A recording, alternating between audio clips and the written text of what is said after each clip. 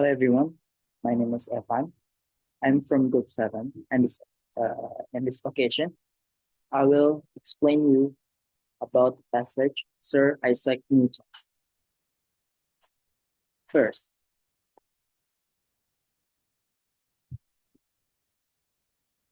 first paragraph, it's a summary.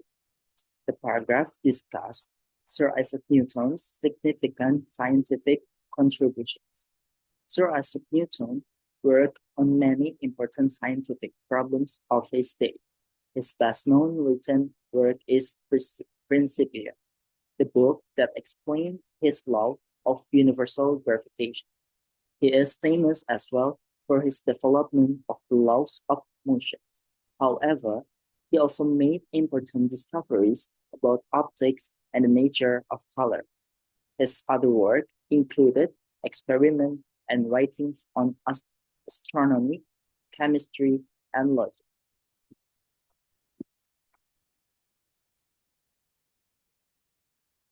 Specifically, paragraph 1 highlights his work on, first, universal gravitation. Newton's most renowned work, Principia, laid out his laws of his universal gravitation. 2. His laws of motion. Newton is also celebrated for his development of these fundamental laws. 3. His optics and nature color. Newton made important discoveries in this field, including the nature of color. 4. His other areas of study, his research extended to astronomy, chemistry, and logic. Overall, the paragraph emphasized Newton's diverse scientific interests and his substantial contribution to various fields of knowledge. The second paragraph is cause and effect. The paragraph provides biographical information about Sir Isaac Newton. Isaac Newton was born in England in 1642. He began his studies at Trinity College, Cambridge University in 1661. In 1665, when the plague, a terrible disease, struck England, Newton left the university and returned home. The next few years in Woolsthorpe were the most productive in his life. However, his most famous book, Principia, was not published until 1682. In honor of his work, he was made director of the Englishman in 1699. Sir Isaac Newton died in 1727 and was buried in Westminster Abbey. Here are the key points from paragraph 2.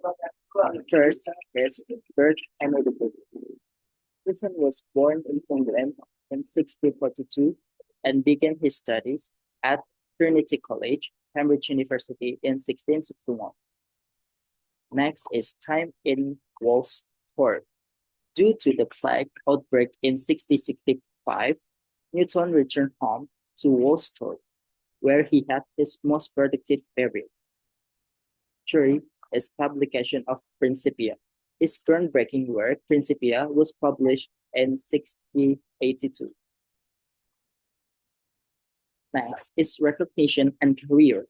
In recognition of his contributions, Newton was appointed director of the Englishman in 1699. Death and legacy. Newton died in 1727 and is interred in Westminster Abbey. Third paragraph is addition of information. The paragraph compares and contrasts Isaac Newton and Albert Einstein, highlighting their similarities and differences. Although the two men were geniuses, Isaac Newton and Albert Einstein have very little else in common. True, they both did their best work before the age of 26. However, that is the only similarity between them. Newton cared about the public's opinion of him. and he did not like improper behavior. Einstein, on the other hand, enjoyed being different and did not care what others thought. Newton spent his later years in a comfortable job with the government while Einstein remained a full-time scientist. The similarities. The similarities is a only early career success. Both men achieved their most significant work before the age of 26. And the differences is a public opinion. Newton was concerned about public perception, while Einstein was unconcerned about societal norms and career. Newton held a government position later in his life, while Einstein remained dedicated to scientific research. Overall, the next emphasized that despite their shared early achievements, Newton and Einstein had distinct personality and career trajectories. Fourth paragraph.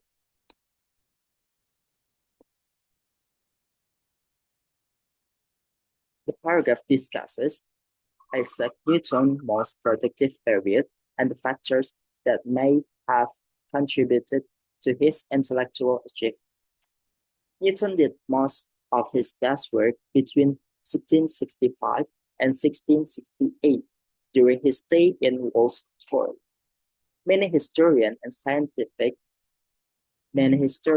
scientists have wondered how he managed to produce so many brilliant ideas in such a short time.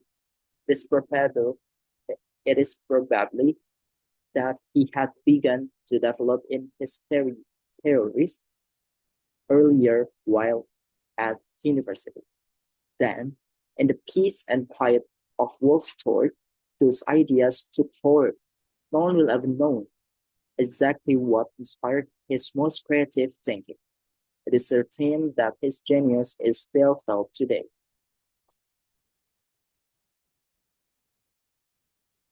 Here are the key points of the paragraph 4. Newton's most productive years.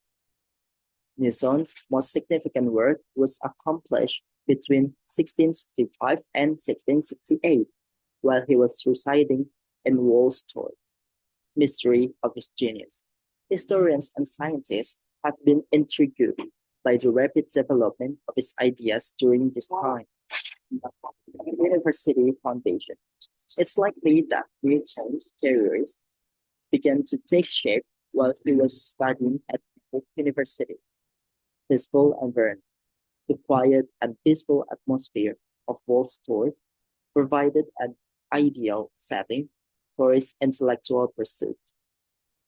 And the last is enduring legacy. Newton's genius continues to be recognized and appreciated today.